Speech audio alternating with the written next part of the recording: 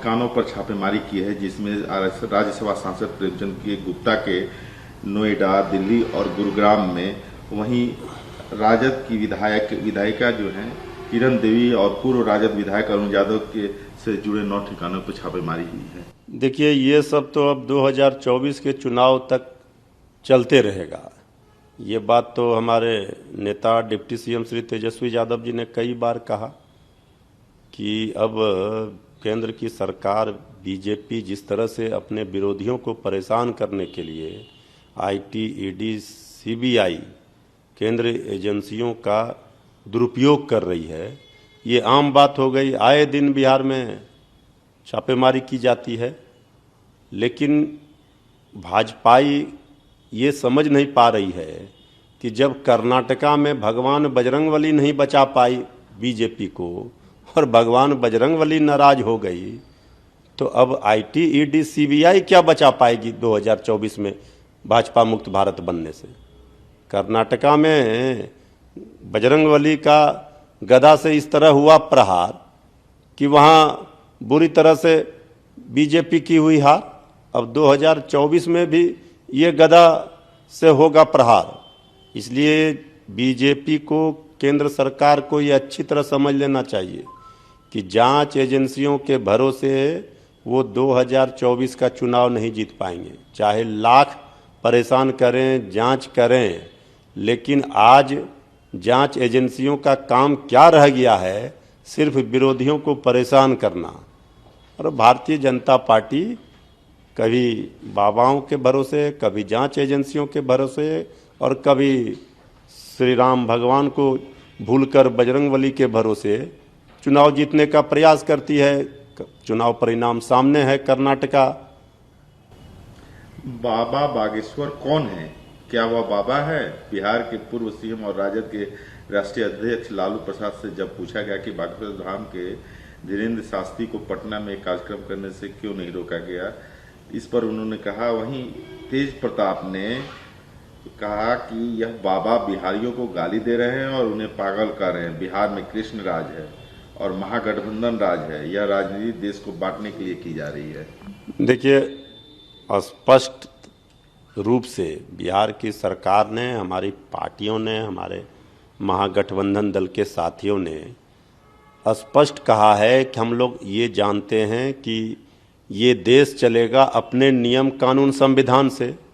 हम सभी धर्मों का, सभी धर्म गुरुओं का सम्मान करते हैं, कथावाचकों का सम्मान करते हैं। आ रहे हैं लोग, कथा कर रहे हैं, प्रवचन दे रहे हैं, जा रहे हैं, लेकिन कोई अगर कथावाचक, कोई धर्मगुरु गैर संवैधानिक बात करने लगे, नियम कानून से कोई ऊपर समझने लगे, तो फिर उन पर सवाल खड़े होते हैं। हमारा स्पष्ट मानना है कि जनता की भलाई के लिए काम कोई भी सरकार करती है, लेकिन कोई बेवजह का किसी भी धर्म के लोगों को अगर गलत ज्ञान दे रहा हो, संविधान से ऊपर अपने को समझ रहा हो, तो फिर मुश्किल है। और कर्नाटका चुनाव इसका बहुत बड़ा गवाह है, जिसमें भगवान बजरंगबली का किस तरह से भारतीय जनता पार्टी, खास करके आदरणीय प्रधानमंत्री जी ने नारा लगवाया और बजरंगबली का नाम लेकर वोट देने के लिए कहा, तो बजरंगबली की नाराजगी दिखी। और बाबाओं के भरोसे ही अगर बीजेपी राजनीति खोज रही है, तलाश रही है, तो ये सब बिहार में नहीं होगा। मैं सुप्रीम कोर्ट के उस फैसले का स्वागत करता हूं, जिसमें महाराष्ट्र सरकार के 16 विधायकों की अयोग्यता के मामले में अपना फैसला सुनाते हुए विधानसभा अध्यक्ष को विशेष अधिकार दिए गए हैं। जहां तक निर्णय लेने की बात है, मैं यह निर्णय यथाशीघ्र लूंगा। मैं किसी के दबाव में फैसला नहीं लूंगा, महाराष्ट्र विधानसभा के अध्यक्ष राहुल नार्वेकर ने कहा है। देखिए, विधानसभा के अध्यक्ष एक संवैधानिक पद है और वो विधानसभा का कस्टोडियन होते हैं। वो किसी, जब उस कुर्सी पर कोई बैठ जाते हैं तो वो किसी दल के नहीं रह जाते हैं, तो उनको न्याय करना चाहिए, चाहे वो कोई हो। लेकिन जिस कुर्सी पर विधानसभा के अध्यक्ष बैठे हुए हों और उनके सामने अगर कोई न्यायोचित बातें माननीय सर्वोच्च न्यायालय के द्वारा, तो उनको न्याय करना चाहिए, पक्षपातपूर्ण फैसला निर्णय नहीं लेना चाहिए, यही धर्म कहता है। नीतीश कुमार, ममता बनर्जी, केसीआर और विभिन्न राजनीतिक दल इसका रास्ता निकालने की कोशिश कर रहे हैं। विपक्षी एकता को लेकर के ममता बनर्जी के बयान पर सपा प्रमुख अखिलेश यादव ने कहा है कि जहां भी कोई पार्टी मजबूत होगी उन सभी जगहों पर उनके नेतृत्व में चुनाव लड़ा जाएगा। नहीं, ये बातें तो कह ही रहे हैं, हम लोग भी कह रहे हैं, सब लोग ये मान रहे हैं कि क्षेत्रीय दलों की अहमियत को खारिज नहीं किया जा सकता है। और जहाँ जहाँ, चाहे बिहार हो, उत्तर प्रदेश हो, बंगाल हो, महाराष्ट्र हो, हर जगहों पर, तमिलनाडु हो, हर जगहों पर, झारखंड हो, जो क्षेत्रीय दल हैं वहाँ पर वो सीधे बीजेपी से लड़ाई में हैं। और ये बात कांग्रेस पार्टी भी जानती है, समझती है। राष्ट्रीय स्तर पर कांग्रेस पार्टी अगुवाई करती है, ड्राइविंग सीट पर रहती है, लेकिन राज्यों में परिस्थितियां अलग होती हैं।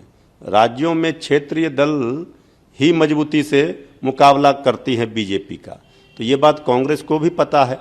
तो समय आने पर ये सारी चीज़ों को मिल बैठ करके तय कर लिया जाएगा। इसमें कहीं कोई भी संकोच किसी को नहीं होना चाहिए। भारतीय जनता पार्टी अच्छी तरह जानती है कि अगर विपक्षी एकजुटता जिस तरह रंग ला रही है कि 2024 में भाजपा मुक्त भारत बनने से कोई रोक नहीं सकता। सनातन धर्म का पालन करे, हिंदुत्व का नहीं। बजरंग दल गुंडों का समूह है। दिग्विजय सिंह ने मध्य प्रदेश के जबलपुर में एक संवाददाता सम्मेलन को संबोधित करते हुए उन्होंने यह भी कहा कि बजरंग दल विश्व हिंदू परिषद की जुआ शाखा को गुंडों की जमात करार दिया है।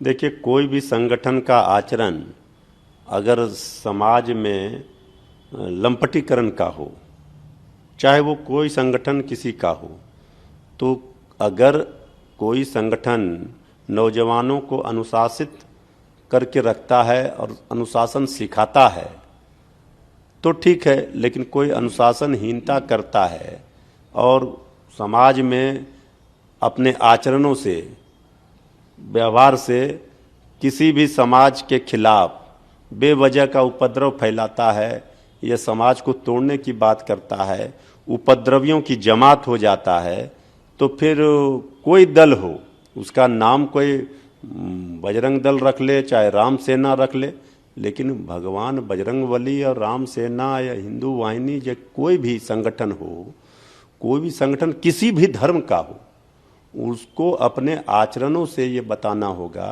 कि वो समाज में अच्छे कार्यों के लिए कार्य कर रहे हैं।